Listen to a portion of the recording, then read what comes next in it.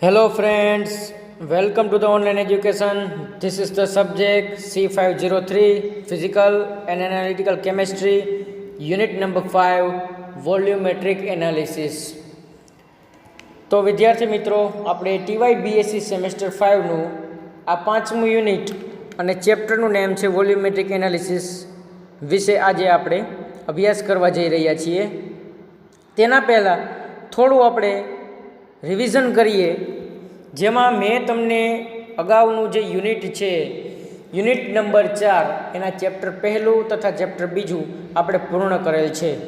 એટલે કે આ સેમેસ્ટરનું 503 સબ્જેક્ટનું એક યુનિટ પૂર્ણ થઈ ચૂક્યું છે, બરાબર છે. યુનિટ નંબર 4 એમાં ચેપ્ટર નંબર 1 છે કંડક્ટોમેટ્રી, જે આપણે ગયા લેક્ચરની અંદર પૂર્ણ કર્યું, અને બીજું ચેપ્ટર છે ઇન્ટ્રોડક્શન ઓફ કોમ્પ્લેક્સોમેટ્રી ટાઇટ્રેશન, એ પણ આપણે પૂર્ણ કરી ચૂક્યા છીએ. રેડી? તો વિદ્યાર્થી મિત્રો, આપ સૌ કોઈ જાણો છો આ વસ્તુને કે દરેક યુનિટની અંદર કાં તો એક ચેપ્ટર હોય, કાં 2 હોય, અથવા તો 3 હોઈ શકે છે, પરંતુ દરેક યુનિટ છે એ 14 માર્કનું છે. રેડી? તો દરેક સબ્જેક્ટની અંદર, એટલે કે 501, 502 અને 503ની અંદર આપણે ટોટલ 5 યુનિટ રહેલા છે. એમાંનું આપણે એક યુનિટ કમ્પ્લીટ કરી ચૂક્યા છે 503ની અંદર, અને આ છે નવું યુનિટ, એટલે કે યુનિટ નંબર 5, બરાબર છે, વોલ્યુમેટ્રિક એનાલિસિસ. હવે યુનિટ નંબર 4 અને યુનિટ નંબર 5 એ બંને સિલેબસની અંદર એવા યુનિટ છે કે જેને આપણે સળંગ અભ્યાસ કરવો પડે એ ટાઈપના છે. કેમ કે બંને યુનિટ નંબર 4, યુનિટ નંબર 5, જેની અંદર રહેલા ત્રણેય ચેપ્ટર, જેમ કે ઇન્ટ્રોડક્શન ઓફ કોમ્પ્લેક્સોમેટ્રી ટાઇટ્રેશન, કંડક્ટોમેટ્રી અને વોલ્યુમેટ્રિક એનાલિસિસ, આ ત્રણેય જે ચેપ્ટર છે એ એકબીજાને સંલગ્ન છે, બરાબર છે, એકબીજા સાથે જોડાયેલા છે. તો એને આપણે એક સાથે સળંગ અભ્યાસ કરીશું, બરાબર છે. એમાંથી જે આપણે અગાઉના જે 2 ચેપ્ટર છે એ તો આપણે પૂર્ણ કરી ચૂક્યા છે, એટલે કે યુનિટ નંબર 4 પૂરું થયું. હવે યુનિટ નંબર 5માં ફક્ત એક જ ચેપ્ટર રહેલું છે, જેનું નામ છે વોલ્યુમેટ્રિક એનાલિસિસ, જેની શરૂઆત આપણે આજે કરી રહ્યા છીએ. આ ચેપ્ટર એક જ ચેપ્ટર હોવાથી યુનિટની અંદર બહુ લેન્ધી ચેપ્ટર છે, બરાબર છે, જેની અંદર તમારે ટાઇટ્રેશન્સ તથા એના ન્યુમેરિકલ્સ, બરાબર છે, એની અલગ અલગ મેથડ, એના વિશે તમારે અભ્યાસ કરવાનો થશે. જેમાં વોલ્યુમેટ્રિક એનાલિસિસ એટલે શું? તો કે જુઓ, વોલ્યુમેટ્રિક એનાલિસિસની અંદર ટોટલ 4 પ્રકારના જે ટાઇટ્રેશન છે એનો સમાવેશ કરવામાં આવે છે. હવે 4 પ્રકારના ટાઇટ્રેશન નામ આવ્યા એટલે આપણને પહેલો પ્રશ્ન એ ઉદ્ભવે કે 4 પ્રકારના ટાઇટ્રેશન એટલે વળી કેવા એમ? તો બહુ કંઈ નવું નથી. અગાઉના જે 2 ચેપ્ટરની અંદર જે આપણે ટાઇટ્રેશન ભણી ગયા એ ટાઇટ્રેશનને વોલ્યુમેટ્રિક એનાલિસિસ કહેવામાં આવે છે, બીજું કંઈ નવું નથી. જેમ કે આપણે ન્યુટ્રલાઇઝેશન ટાઇટ્રેશન વિશે અભ્યાસ કર્યો, ત્યારબાદ આપણે પ્રેસિપિટેશન ટાઇટ્રેશન વિશે અભ્યાસ કર્યો, બરાબર છે, પછી આપણે કોમ્પ્લેક્સોમેટ્રી ટાઇટ્રેશન વિશે અભ્યાસ કર્યો, અને હવે આવે છે આ ચેપ્ટરની અંદર રેડોક્સ ટાઇટ્રેશન જે છે એના વિશે આપણે અભ્યાસ કરવાનો છે, બરાબર છે. એટલે કંઈ નવું નથી, પરંતુ એને સંલગ્ન છે. વોલ્યુમેટ્રિક એનાલિસિસ એટલે બીજું કંઈ નહીં, ફક્ત એટલું કે જેની અંદર આ પ્રકારના 4 પ્રકારના જે ટાઇટ્રેશન છે એનો સમાવેશ કરવામાં આવે છે. એમાંનું જે પહેલું જે ટાઇટ્રેશન છે એ હતું આપણું કોમ્પ્લેક્સોમેટ્રી ટાઇટ્રેશન, જેના વિશે આપણે વિગતવાર અભ્યાસ કરી ચૂક્યા છીએ. રેડી? પછી કંડક્ટોમેટ્રી ચેપ્ટરની અંદર આપણે 2 પ્રકારના ટાઇટ્રેશન વિશે અભ્યાસ કર્યો, ન્યુટ્રલાઇઝેશન ટાઇટ્રેશન, બરાબર છે. ન્યુટ્રલાઇઝેશન ટાઇટ્રેશનની અંદર આપણે ટોટલ 4 પ્રકારના ટાઇટ્રેશન ભણ્યા, જેમાં સ્ટ્રોંગ એસિડ, સ્ટ્રોંગ બેઝ, પછી સ્ટ્રોંગ એસિડ, વીક બેઝ, પછી વીક બેઝ, સ્ટ્રોંગ એસિડ, અને mixture of weak acid and strong acid with a strong base, બરાબર છે.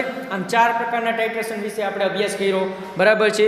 પ્રેસિપિટેશન ટાઇટ્રેશનમાં આપણે આર્ગેનોમેટ્રિક ટાઇટ્રેશન વિશે જોયું, બરાબર છે. અને હવે આ ચેપ્ટરની અંદર આપણે ભણીશું રેડોક્સ ટાઇટ્રેશન વિશે, બરાબર છે. પછી અલગ અલગ વૈજ્ઞાનિકોએ અલગ અલગ મેથડ આપેલી છે એના વિશે, પછી એના ઉદાહરણ, બરાબર છે, એના વિશે આપણે વિગતવાર આ ચેપ્ટરની અંદર અભ્યાસ કરીશું. હવે આ ચેપ્ટરની અંદર આગળના જે 3 ટાઇટ્રેશન છે એ પણ આવે છે, પરંતુ એ આપણે અગાઉના ચેપ્ટરમાં અભ્યાસ કરી ચૂક્યા છીએ. રેડી? તો હવે ફક્ત આપણે આ ચેપ્ટરની અંદર નવું જો કંઈ હોય તો એ છે આપણા માટે રેડોક્સ ટાઇટ્રેશન. રેડી? તો હવે જે અગાઉના 2 ચેપ્ટર હતા એમાં આપણે જે વસ્તુ ભણી ચૂક્યા છીએ એ જ વસ્તુ આપણે આ ચેપ્ટરની અંદર શરૂઆત કરીશું, બરાબર છે. તો વોલ્યુમેટ્રિક એનાલિસિસ સ્ટાર્ટ કરીએ આપણે. તો એમાંનું તો કે વોલ્યુમેટ્રિક જે ટાઇટ્રેશન છે એની અંદર વપરાતા જે શબ્દો છે એને આપણે એક વખત જોઈએ, જે ડેફિનેશન છે, બરાબર છે, જે તમારે શોર્ટ થિયરીની અંદર પૂછાઈ શકે છે. કોઈ પણ 2 અથવા તો 4 ડેફિનેશન પૂછે તો એને આપણે આ રીતે લખી શકીએ છીએ, બરાબર છે. તો આપણે વિગતવાર જોઈએ ડેફિનેશન વિશે. Some basic terms used in volumetric analysis. Some basic terms used in volumetric analysis. હવે આપણે અમુક ટર્મ્સ, જે અમુક પદ છે એના વિશે આપણે જોવાનું રહેશે. તો જોઈએ, પહેલું છે સ્ટાન્ડર્ડ સોલ્યુશન. રેડી? પહેલું છે સ્ટાન્ડર્ડ સોલ્યુશન. એટલે કે સ્ટાન્ડર્ડ સોલ્યુશન કેને કહેવામાં આવે છે? The reagent or solution whose concentration is known and is used to carry out a volumetric titration to determine the concentration of the unknown solution is known as standard solution and it is also called titrant. બરાબર છે. Standard solution અથવા તો ટાઇટ્રન્ટ કેને કહેવામાં આવે છે? તો શું કીધું છે? તો કે the reagent or solution whose concentration is known and is used to carry out a volumetric titration. હવે એવા પ્રકારનું રિએજન્ટ અથવા તો એવા પ્રકારનું સોલ્યુશન જેનું કોન્સન્ટ્રેશન એટલે કે સાંદ્રતા આપણે જાણીએ છીએ અને એનો ઉપયોગ આપણે વોલ્યુમેટ્રિક ટાઇટ્રેશનની અંદર કરવાનો છે. કેવી રીતે? તો કે to determine the concentration of the unknown solution is known as standard solution. અને એવા પ્રકારનો જે રિએજન્ટ અથવા એવા પ્રકારનું જે સોલ્યુશન, બરાબર છે, કે જેની કોન્સન્ટ્રેશન, જેની સાંદ્રતા આપણે જાણીએ છીએ અને એનો ઉપયોગ આપણે વોલ્યુમેટ્રિક ટાઇટ્રેશનની અંદર કરવાનો છે, કે જે અનનોન સોલ્યુશન, જે આપણે જાણતા નથી, એ સોલ્યુશનની સાંદ્રતા કે એ જે સોલ્યુશનની કોન્સન્ટ્રેશન જે છે એને ફાઇન્ડ આઉટ કરવા માટે જે આપણે સોલ્યુશન અથવા રિએજન્ટનો ઉપયોગ કરીએ છીએ એને આપણે સ્ટાન્ડર્ડ સોલ્યુશન અથવા તો ટાઇટ્રન્ટ તરીકે ઓળખવામાં આવે છે. રેડી? હવે જો એક વસ્તુ આપણને ખબર પડી, સ્ટાન્ડર્ડ સોલ્યુશન એટલે શું? તો કે આપણને જ્યારે એક વસ્તુનો ખ્યાલ આવે કે સ્ટાન્ડર્ડ સોલ્યુશન એટલે કેવું, તો કે એકની કમ્પેરિઝને બીજાને આપણે ફાઇન્ડ આઉટ કરતા હોય કે આદર્શ તરીકે આપણે કોઈ વસ્તુને લઈ, બરાબર છે. ધારો કે ક્લાસરૂમની અંદર કોઈ ટોપર આવતા વિદ્યાર્થીની સરખામણીમાં ક્લાસના અન્ય વિદ્યાર્થીઓના માર્કની સરખામણી કરવી હોય, બરાબર છે, તો જે ટોપર વિદ્યાર્થીના આપણે સરખામણી માટે જે આપણે એને આદર્શ તરીકે લીધો છે એને કહેવાય સ્ટાન્ડર્ડ. બરાબર છે, બરાબર છે, એને કહેવાય રેફરન્સ. તો આપણે પહેલી પ્રાથમિકતા એને આપીએ છીએ. કેમ? તો કે એની સરખામણીમાં આપણે અન્ય વિદ્યાર્થીઓની સરખામણી કરવાની છે. કેમ કે ક્લાસનો ટોપર વિદ્યાર્થી હોય કે એને એટલા પર્સન્ટેજ, ધારો કે 90% આવ્યા હોય, તો એની સરખામણીમાં અન્ય સ્ટુડન્ટ, અન્ય વિદ્યાર્થી મિત્રો છે જેને કેટલા પર્સન્ટેજ આવેલા છે, બરાબર છે, એના વિશે જે આપણે ધારીએ છીએ તો એને કહેવામાં આવે છે સ્ટાન્ડર્ડ. બરાબર? તો એની કમ્પેરિઝનમાં બાકીના બધાને આપણે શું કરતા હોઈએ છીએ? તો કે આપણે એની મેઝરમેન્ટ અથવા તો આપણે એનું ડિટરમાઇન કરી શકીએ. રેડી? તો સ્ટાન્ડર્ડ સોલ્યુશન પણ એ કેવું સોલ્યુશન છે? તો કે એવા પ્રકારનું રિએજન્ટ કે એવા પ્રકારનું જે સોલ્યુશન, બરાબર છે, કે જેના ઉપયોગ વડે આપણે વોલ્યુમેટ્રિક ટાઇટ્રેશન કરતા હોય ત્યારે જે અનનોન સોલ્યુશન હોય, બરાબર છે, એની કોન્સન્ટ્રેશન ફાઇન્ડ આઉટ કરવા માટે જે સોલ્યુશનનો ઉપયોગ કરીએ એને કહેવાય સ્ટાન્ડર્ડ સોલ્યુશન. અને સ્ટાન્ડર્ડ સોલ્યુશનને અન્ય શબ્દમાં આપણે ટાઇટ્રન્ટ તરીકે પણ ઓળખીએ છીએ. રેડી? હવે સેકન્ડ ટર્મ એટલે કે બીજો શબ્દ છે એનેલાઇટ. બરાબર છે. The solution whose concentration is to be determined is called an analyte. હવે સોલ્યુશન, બરાબર છે, whose concentration is to be determined, અને એવું સોલ્યુશન કે જેની કોન્સન્ટ્રેશન કે જેની સાંદ્રતા આપણે માપી શકીએ એને શું કહેવાય? તો કે એને એનેલાઇટ કહેવાય. બરાબર છે, determined. The solution whose concentration is to be determined is called an analyte. તો એને કહેવામાં આવે છે એનેલાઇટ, જેની આપણે કોન્સન્ટ્રેશન આપણે જાણતા હોય કે માપી શકતા હોય, બરાબર છે, એને એનેલાઇટ કહેવામાં આવે છે. પછી ત્રીજો શબ્દ છે ટાઇટ્રેશન. બરાબર છે, ટાઇટ્રેશન વિશે જોઈએ. It is a process of determining the amount of substances in the given solution or analyte by adding carefully a measured volume of a standard solution till the reaction is complete and with or without the help of indicator. હવે titration એટલે શું? તો કે એવી process કે જેમાં આપણે amount of substance in the given solution by adding carefully a measured volume of a standard solution till the reaction is complete with or without the help of indicator. એને કહેવામાં આવે છે ટાઇટ્રેશન. એટલે કેવું? તો કે એવી પ્રોસેસ કે જેમાં આપણે સબસ્ટન્સ જે છે, બરાબર છે, જે અનનોન કોન્સન્ટ્રેશન ધરાવતો સબસ્ટન્સ આપણે એડિશન કરેલો છે એની અમાઉન્ટ આપણે માપી શકતા હોય, બરાબર છે, અને એની અંદર નાખેલો જે સ્ટાન્ડર્ડ સોલ્યુશન છે એની કમ્પેરિઝનમાં આપણે એની અમાઉન્ટ છે એને આપણે ડિટરમાઇન કરી શકતા હોય, બરાબર છે. રિએક્શન કમ્પ્લીટ થાય ત્યાં સુધીમાં with or without help of indicator, એટલે ઇન્ડિકેટર નાખ્યો હોય તો ભલે અને ઇન્ડિકેટર નો નાખ્યો હોય તો ભલે, બરાબર છે. પરંતુ જે અનનોન કોન્સન્ટ્રેશન ધરાવતો અમાઉન્ટમાં જે અનનોન સોલ્યુશન જે છે એની કોન્સન્ટ્રેશન જે છે એને આપણે ફાઇન્ડ આઉટ કરી શકીએ, એને ડિટરમાઇન કરી શકીએ, પછી એની અમાઉન્ટ છે એને આપણે ફાઇન્ડ આઉટ કરી શકીએ. એ પ્રકારની જે પ્રક્રિયા છે એને શું કહેવામાં આવે છે? તો કે એને કહેવામાં આવે છે ટાઇટ્રેશન. રેડી? હવે જોઈએ આપણે ચોથો પોઈન્ટ, એટલે કે ચોથો મુદ્દો, blank titration. Inner titration when an analyte is not used. Rest all the reagents are added and temperature is controlled and the reaction is carried out for the same period of time is termed as blank titration. હવે શું કરવાનું છે આમાં? તો કે જો આ દરેક વસ્તુ કેવી છે ખબર છે? એનેલાઇટ કહીએ તો ભલે, ટાઇટ્રેશન કહીએ તો ભલે, સ્ટાન્ડર્ડ સોલ્યુશન કહીએ તો ભલે, બ્લેન્ક ટાઇટ્રેશન કહીએ તો ભલે, આ બધી જ વસ્તુ તમારે કેમેસ્ટ્રી પ્રેક્ટિકલની અંદર પ્રેક્ટિકલી કરવાની આવતી હોય છે.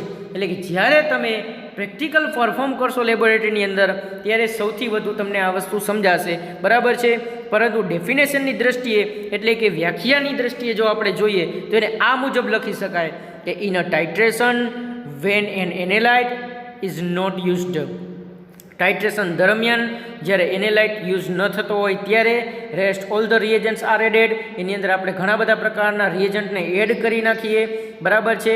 Temperature is controlled and the reaction is carried out for the same period of time, બરાબર છે. ટેમ્પરેચર કંટ્રોલમાં હોય, બરાબર છે, અને રિએક્શન છે એ જ પરિસ્થિતિમાં એવી જ રીતે કરવામાં આવે. પરંતુ જે આપણો જે એનેલાઇટ છે એને આપણે એની અંદર યુઝ ન કરીને એમને આપણે જે ટાઇટ્રેશન મારીએ પહેલું, બરાબર છે, જોવા માટે કે એ પ્રેક્ટિકલ કે જે આપણે પ્રોસેસ કરી છે એ સાચી દિશામાં થાય છે, એનું સાચું રીડિંગ મળશે કે નહીં, તે ચકાસણી કરવાનું જે ટાઇટ્રેશન, જે પહેલું ટાઇટ્રેશન છે, પ્રથમ ટાઇટ્રેશન છે, એને બ્લેન્ક ટાઇટ્રેશન કહેવામાં આવે છે. Ready? The amount of titrant needed to reach the end point is measured. હવે ટાઇટ્રન્ટની આપણે જરૂર ક્યારે પડે? જ્યારે આપણે એન્ડ પોઈન્ટને જાણવો હોય, માપવો હોય ત્યારે. And which indicates the volume of titrant necessary to observe the physical change at the end point. હવે જો ટાઇટ્રન્ટ તમે જે યુઝ કરેલો હોય તો તમને ખબર પડે કે એન્ડ પોઈન્ટે આપણને કયા પ્રકારનું રિઝલ્ટ મળશે ને આપણે એને માપી શકીએ, મેઝર કરીએ, ડિટરમાઇન કરીએ કે. And this volume is subtracted from the volume of titrant used in determination of the unknown solution. અને એનું જે વોલ્યુમ છે, બરાબર, સોલ્યુશન, બરાબર, ટાઇટ્રન્ટનું, એને આપણે અનનોન સોલ્યુશનને આપણે ડિટરમાઇન કરી શકીએ. એનું જે સોલ્યુશન, અનનોન સોલ્યુશન છે, એનું જે વોલ્યુમ છે એને પણ આપણે બ્લેન્ક ટાઇટ્રેશન દ્વારા માપી શકીએ કે ડિટરમાઇન કરી શકીએ છીએ. હવે આપણે જોઈએ ફરી એક વખત બ્લેન્ક ટાઇટ્રેશનમાં શું કીધું? તો કે in a titration when an analyte is not used. આ પ્રકારનું ટાઇટ્રેશન એટલે કે જ્યારે તમે બ્લેન્ક ટાઇટ્રેશન કરતા હોય ત્યારે તમારો જે મુખ્ય કમ્પાઉન્ડ કે જેને તમારે આપણે મેઝરમેન્ટ કરવાની છે, જેની સરખામણીમાં જેની કોન્સન્ટ્રેશન, નોર્માલિટી, પીએચ વગેરે વગેરે જે આપણે ફાઇન્ડ આઉટ કરવાનું હોય, બરાબર છે, એને એ સમયગાળા દરમિયાન આપણે એની અંદર એડ કરવાનું નથી. કેમ કે આપણો પ્રેક્ટિકલ જે છે એ સાચી દિશામાં થાય છે કે નહીં, એ દરેક વસ્તુને આપણે વ્યવસ્થિત વિગતવાર જાણવા માટે એને પહેલાં આપણે ચેક કરવું પડે, બરાબર છે. તો એના માટે આપણે શું કરશું? તો કે એ જ પ્રોસેસ આપણે કરશું જે ટાઇટ્રેશનની કરી છે એ જ મુજબ, બરાબર છે. પરંતુ આપણે એની અંદર એનેલાઇટ યુઝ કરતા નથી, બરાબર છે. જેનું આપણે કહેવાય કે કોન્સન્ટ્રેશન કે પીએચ, નોર્માલિટી, આ જે આપણું ડિટરમાઇન કરવાનું હોય એની કોન્સન્ટ્રેશન હાથે, એ જે એનેલાઇટ છે, એ જે આપણો પદાર્થ છે એને આપણે એડ કરવાનો થતો નથી. એ પ્રકારનું ટાઇટ્રેશન એ જ મેથડથી કરવામાં આવે, બરાબર છે. જે પ્રોસિજર પહેલી ફાઇન્ડ આઉટ કરવામાં આવે એ જ પ્રકારની અંદર જે છે એમાં આપણે એ બ્લેન્ક ટાઇટ્રેશનની અંદર નાખવાનું થતું નથી, એને બ્લેન્ક ટાઇટ્રેશન કહેવાય. હવે ઇનર ટાઇટ્રેશન એટલે કે એ પ્રકારના ટાઇટ્રેશનની અંદર when an analyte is not used, rest all the reagents are added. એની અંદર તમામ પ્રકારના રિએજન્ટ પણ નાખવામાં આવે પરંતુ એની અંદર એનેલાઇટ નાખવામાં ન આવે. ટેમ્પરેચર પણ એટલું જ આપવામાં આવે અને રિએક્શન થાય, બરાબર છે, એ જ સમયગાળામાં, એટલા જ સમયગાળા માટે. તો એ જે ટાઇટ્રેશન મેથડ છે એને બ્લેન્ક ટાઇટ્રેશન મેથડ કહેવાય. The amount of titrate needed to reach the end point is measured. હવે જો ટાઇટ્રેટ તમે નાખો, બરાબર છે, ચોક્કસ માત્રામાં, તો આપણો એન્ડ પોઈન્ટ પણ આપણને મળશે અને એના આધારે આપણે એની કોન્સન્ટ્રેશન, અનનોન સોલ્યુશન છે એની આપણે ડિટરમાઇન કરી શકીએ છીએ. પાંચમો terms back titration. Back titration એટલે શું? તો કે back titration are used when the rate of reaction between the analyte and reagent is slow or when the standard solution lacks stability. It is a process in which non-excess amount of the standard solution is added to the solution whose concentration is to be determined, and then excess unreacted reagent is titrated with the second reagent whose concentration is known. બરાબર છે. અહીંયા શું કહે છે તો કે back titration method કેને કહેવાય? તો કે બેક ટાઇટ્રેશન મેથડનો ઉપયોગ આપણે કેવા કન્ડિશનમાં કે કેવી પરિસ્થિતિની અંદર આપણે યુઝ કરી શકીએ? તો કે rate of reaction between the analyte and reagent is slow. એટલે કે જે આપણે એનાલાઇટ છે, બરાબર, જે અનનોન સોલ્યુશન છે એની કોન્સન્ટ્રેશન ફાઇન્ડ આઉટ કરવા માટે જે આપણે ટાઇટ્રેશન કરતા હોઈએ છીએ એવા સંજોગોની અંદર રેટ ઓફ રિએક્શન એકદમ ઓછો હોય. કોની વચ્ચે? તો કે એનાલાઇટ અને જે આપણે રિએજન્ટ છે એની વચ્ચેનો જે રેટ ઓફ રિએક્શન એકદમ સ્લો હોય. પછી જ્યારે સ્ટાન્ડર્ડ સોલ્યુશન હોય એ લેક સ્ટેબિલિટી, એટલે કે ઓછી સ્ટેબિલિટી ધરાવતું હોય આપણું સ્ટાન્ડર્ડ સોલ્યુશન, એવા સંજોગોની અંદર આ પ્રોસેસ કેવી રીતે થાય? તો કે એ સ્ટાન્ડર્ડ સોલ્યુશનની અમાઉન્ટ છે, બરાબર છે, એને આપણે ફાઇન્ડ આઉટ કરી શકીએ. And whose the concentration is to be determined and that excess unreacted reagent is titrated with the second reagent whose concentration is known. ત્યારે એવા કન્ડિશનમાં જ્યારે આપણે ઉપરથી અન્ય જે રિએજન્ટ ઉમેરીએ છીએ, બરાબર છે, એ પ્રકારનું જે ટાઇટ્રેશન છે એને બેક ટાઇટ્રેશન કહેવામાં આવે છે. કેને કહેવાય બેક ટાઇટ્રેશન? તો જો અહીંયા ફરી એક વખત કીધું છે કે જ્યારે રેટ ઓફ રિએક્શન છે એનાલાઇટ અને રિએજન્ટ વચ્ચે સ્લો હોય, જે આપણું સ્ટાન્ડર્ડ સોલ્યુશન છે એની સ્ટેબિલિટી એકદમ ઓછી હોય, એટલે કે લેક સ્ટેબિલિટી ધરાવતું હોય, ત્યારે એવા સંજોગોની અંદર amount of standard solution is added to the solution whose concentration is to be determined. ત્યારે એવા સંજોગોમાં સ્ટાન્ડર્ડ સોલ્યુશન આપણે એડ કરી લીધું હોય, બરાબર છે, આપણા સેલની અંદર કોન્સન્ટ્રેશન એની આપણે ફાઇન્ડ આઉટ કરવાની થતી હોય, ત્યારે બરાબર છે જે રિએજન્ટ છે એને આપણે ટાઇટ્રેટ કરીએ અન્ય રિએજન્ટ સાથે. કેમ કે એ પોતે જે છે પ્રાઇમરી રિએજન્ટથી કામ ન ચાલતું હોય ત્યારે સેકન્ડરી રિએજન્ટનો આપણે ઉપયોગ કરીએ છીએ. એવા સંજોગોનું જે ટાઇટ્રેશન છે એને કહેવામાં આવે છે back titration method. And finally the difference between the volume of non excess amount of standard reagent added and the volume of second standard solution utilized by the excess unreacted reagent and gives the amount required for the sample. બરાબર છે. પછી આપણે સેમ્પલને લઈ શકીએ છીએ આવા પ્રકારના ટાઇટ્રેશનમાં ઉપયોગ માટે, બરાબર છે. એમાં શું કરવામાં આવે છે તો કે જે ડિફરન્સ છે વોલ્યુમેટ્રિક, બરાબર, volume of non access amount of standard reagent and volume of the second standard solution, એટલે કે આપણું જે પ્રાથમિક જે સ્ટાન્ડર્ડ સોલ્યુશન હતું અને જે સેકન્ડરી સ્ટાન્ડર્ડ રિએજન્ટ હતો, બરાબર છે, એના વચ્ચેનું જે આપણે જે તફાવત છે, બરાબર છે, જે ડિફરન્સ છે એને આપણે યુટિલાઇઝ કરી શકીએ, એને મેઝર કરી શકીએ કે એને ડિટરમાઇન કરી શકીએ. એ પ્રકારના જે ટાઇટ્રેશન મેથડ છે એને બેક ટાઇટ્રેશન મેથડ કહેવામાં આવે છે. ત્યારબાદ આવે છે ઇક્વાવેલેન્સ પોઈન્ટ, એટલે કે એન્ડ પોઈન્ટ કેને કહેવામાં આવે છે? આ બધી ડેફિનેશન છે, રેડી, તમારે 1 અથવા 2 માર્ક્સની અંદર શોર્ટ ક્વેશ્ચનમાં પૂછાતી હોય છે. હવે એમાં આવે છે ઇક્વાવેલેન્ટ પોઈન્ટ, છઠ્ઠી definition. It is the point in a titration when the amount of added standard reagent is equivalent stoichiometrically to the amount of analyte, the equivalent point, the ideal result we see in the titration. હવે end point અથવા equivalent point કેને કહેવાય? તો કે એવો point કે જ્યાં titration, બરાબર છે, જે ટાઇટ્રેશન દરમિયાન આપણને એક એવો પોઈન્ટ મળે કે when the amount of added standard reagent is equivalent stoichiometrically to the amount of analyte. હવે જ્યારે આપણે આપણો સ્ટાન્ડર્ડ રિએજન્ટ જે છે, બરાબર છે, એને આપણે એડ કર્યો હોય સેલની અંદર, બરાબર છે, અને અમાઉન્ટ ઓફ એનાલાઇટ છે, બરાબર છે, એ બંને સરખી થાય અને ત્યારે જે પોઈન્ટ મળે છે એ શું છે તો કે જે આઈડિયલ રિઝલ્ટ મળે છે એ આપણો ઇક્વિવેલન્ટ પોઈન્ટ અથવા તો એન્ડ પોઈન્ટ છે, બરાબર છે, જેને આપણે આ રીતે લખી શકીએ છીએ કે it is the point in a titration when the amount of added standard reagent is equivalent and stoichiometrically to the amount of analyte, the equivalent point is ideal result, બરાબર છે, in the titration. તો આને આપણે આ રીતે માપી શકીએ છીએ, જેને એન્ડ પોઈન્ટ તરીકે ઓળખવામાં આવે છે. આગળ વધીએ તો આપણે હવે 7મી ડેફિનેશન તરફ. એન્ડ પોઈન્ટ અને ઇન્ડિકેટર, બરાબર છે, એન્ડ પોઈન્ટ અને ઇક્વિવેલન્ટ પોઈન્ટ બે સરખા છે કે બંનેની વેલ્યુ સરખી થતી હોય એને ઇક્વિવેલન્ટ પોઈન્ટ કહે છે, બરાબર છે, અને એન્ડ પોઈન્ટ પણ કહે છે. પણ ડેફિનેશનની રીતે જો એને જુદી પાડવી હોય તો એમાં અલગ ડેફિનેશન એની આ રીતે આપી શકાય કે what we actually measure is the end point which is marked by a sudden physical change like the color of solution because of indicator or electrode potential that represents the point of completion of reaction. હવે એવા પ્રકારનું measurement, બરાબર છે, end point કેને કહેવામાં આવે છે કે સડનલી જ્યારે કોઈ પણ પ્રકારનો ફિઝિકલ ચેન્જ થતો હોય સોલ્યુશનની અંદર, જેમ કે કલર ચેન્જ થતો હોય સોલ્યુશનનો, અથવા તો ઇન્ડિકેટર અથવા તો ઇલેક્ટ્રોડ પોટેન્શિયલની અંદર કોઈ પણ ફેરફાર થતો હોય તો એ શું બતાવે છે તો કે કમ્પ્લીશન ઓફ રિએક્શન, એટલે કે રિએક્શન પૂર્ણ થવાની જે વસ્તુ છે જે છે એને કહેવામાં આવે છે એન્ડ પોઈન્ટ, બરાબર. જ્યારે રિએક્શન પૂર્ણ થાય છે એને કહેવામાં આવે છે એન્ડ પોઈન્ટ. અને 8મો ટર્મ્સ જેને ઇન્ડિકેટર છે, બરાબર છે, કે indicators are often added to the analysed solution to produce on observable physical change at or near the equivalent point, and which indicates the appearance or disappearance of a color or turbidity or change in color. હવે ઇન્ડિકેટરનું કામ શું છે? તો કે indicators are often added to the analysed solution. Analysed જે solution છે એની અંદર આપણે ઇન્ડિકેટરને એડ કરીએ છીએ અને એનાથી શું થાય? તો કે produce on observable physical change. અને એનાથી, બરાબર, ઇન્ડિકેટરથી શું થાય? તો કે પ્રક્રિયાને ઝડપી બનાવે છે, પરંતુ પ્રક્રિયાની અંદર ભાગ ન લે એ પ્રકારની, જેમ આપણે કેટલિસ્ટ કહીએ એમ આપણે એને ઇન્ડિકેટર કહીએ છીએ. કે ઇન્ડિકેટરને આપણે એનાલાઇઝ્ડ સોલ્યુશન જે છે, બરાબર છે, જેની આપણે અનનોન કોન્સન્ટ્રેશન છે એની અંદર જે રેટ ઓફ રિએક્શનને વધારવા માટે જે સ્લો હોય જગ્યાએ આપણે ઇન્ડિકેટરનો ઉપયોગ કરીએ છીએ અને એની અંદર આપણને ફિઝિકલ ચેન્જ જોવા મળે કે જેમાં આપણે કલર ચેન્જ જોવા મળે છે એ પ્રકારનું જે સોલ્યુશન થતું હોય, બરાબર છે, જેના લીધે એને કહેવામાં આવે છે ઇન્ડિકેટર, બરાબર છે, કે જે ફિઝિકલ ચેન્જીસ બતાવે એ કલર ચેન્જીસની અંદર અપિયરન્સ ઓર ડિસઅપિયરન્સ, એટલે કે કા કલર દેખાતો હોય ને કા કલર અદ્રશ્ય થઈ જતો હોય, કા દ્રશ્યમાન થાય ને કા અદ્રશ્ય થાય, અથવા તો ટર્બિડિટી દેખાય, બરાબર છે, એ પ્રકારના જે સોલ્યુશન છે એને ઇન્ડિકેટર કહેવામાં આવે છે. રેડી? તો આ થઈ તમારી સામાન્ય સમજ, introduction of the chapter volumetric analysis, કે જેની અંદર તમારે આ પ્રકારના ટર્મ્સ એટલે કે આ પ્રકારના જે શબ્દ છે એનો ઉપયોગ કરવાનો થશે.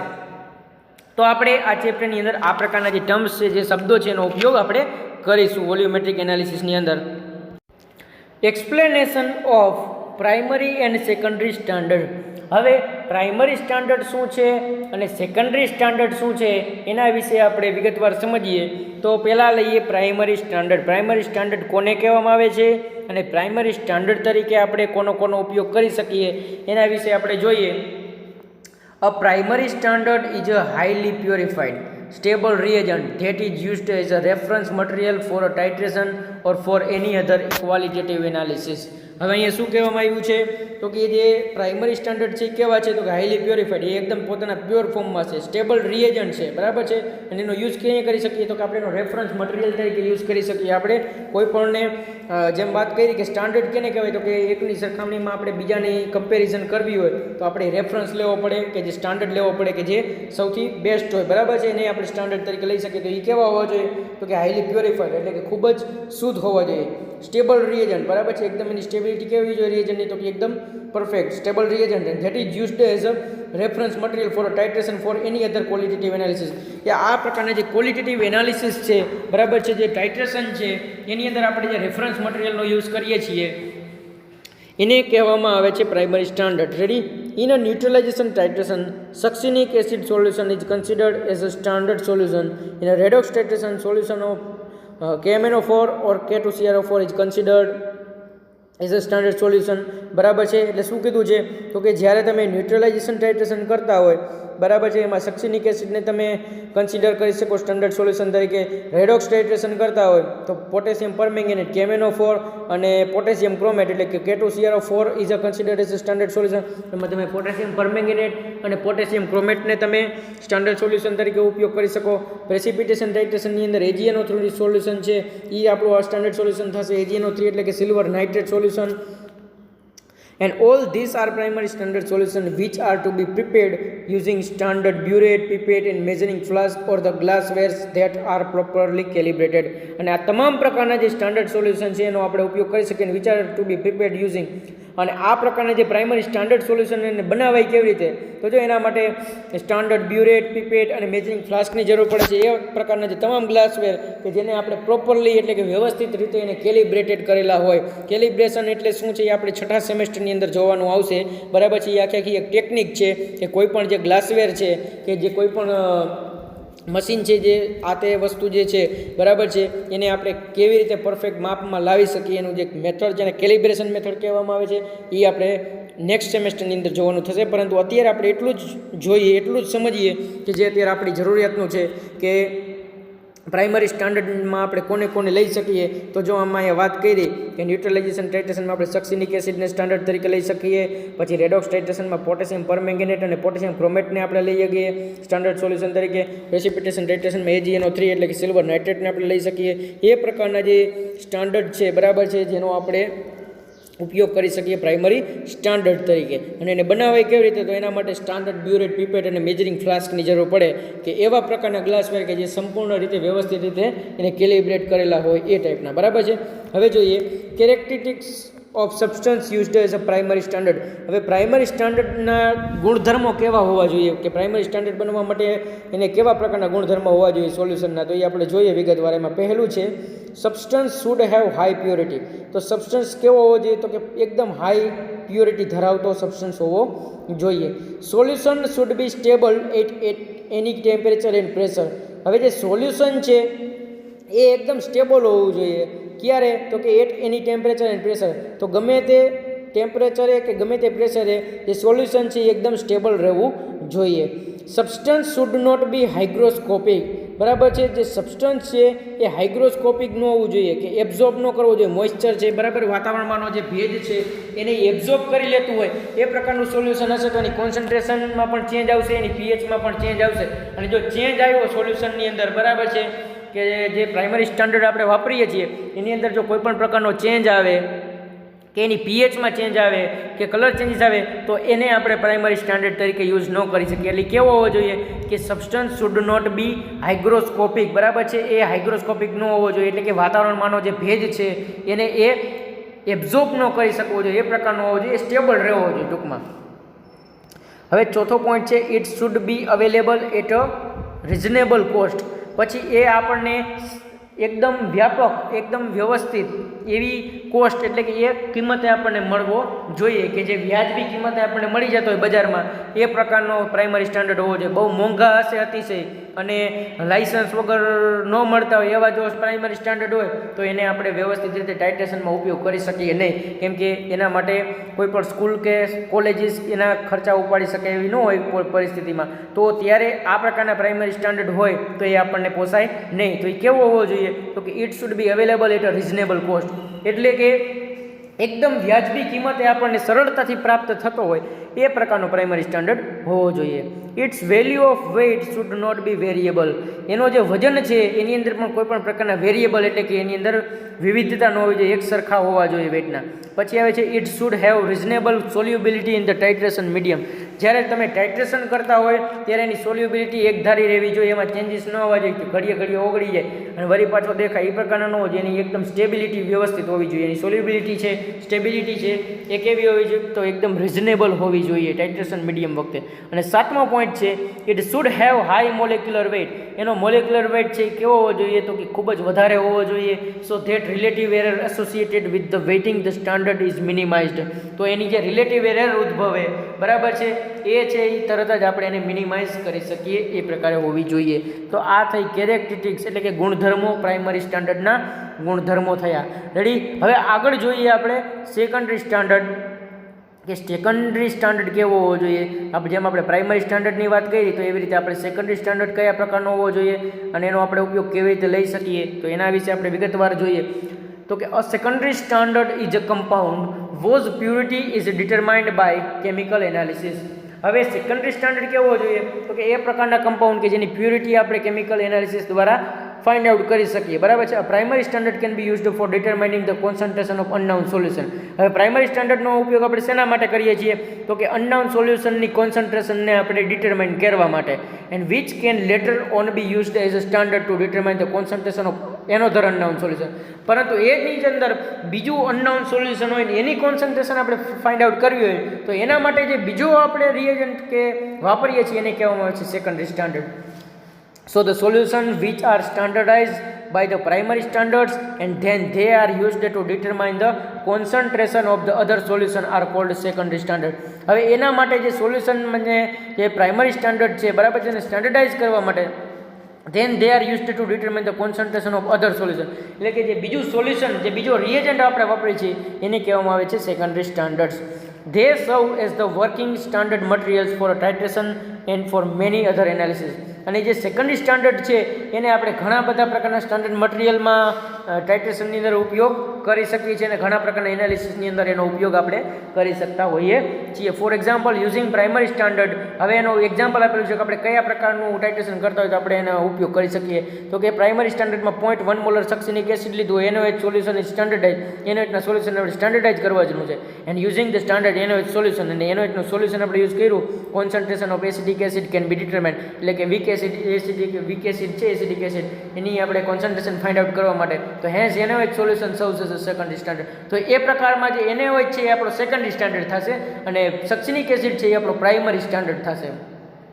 બરાબર છે. NaOH વડે આપણે એને સ્ટાન્ડર્ડાઇઝ કરીએ છીએ ત્યારે એ પ્રકારનું જે વીક એસિડ છે એની કોન્સન્ટ્રેશન આપણે ફાઇન્ડ આઉટ કરવી હોય તો એના માટે આપણે જે NaOHને વાપરીએ છીએ તો જે એ NaOH છે એ આપણને સેકન્ડરી સ્ટાન્ડર્ડ તરીકે કામ આપશે. તો આ વાત થઈ પ્રાઇમરી સ્ટાન્ડર્ડ અને સેકન્ડરી સ્ટાન્ડર્ડ વિશે, એના ગુણધર્મો વિશે અને એ 8 પ્રકારના જે ટર્મ્સ છે એની ડેફિનેશન વિશે આજના લેક્ચરની અંદર આપણે વિગતવાર ચર્ચા કરી. હવે નેક્સ્ટ લેક્ચરની અંદર આપણે નેક્સ્ટ થિયરી વિશે અભ્યાસ કરીશું.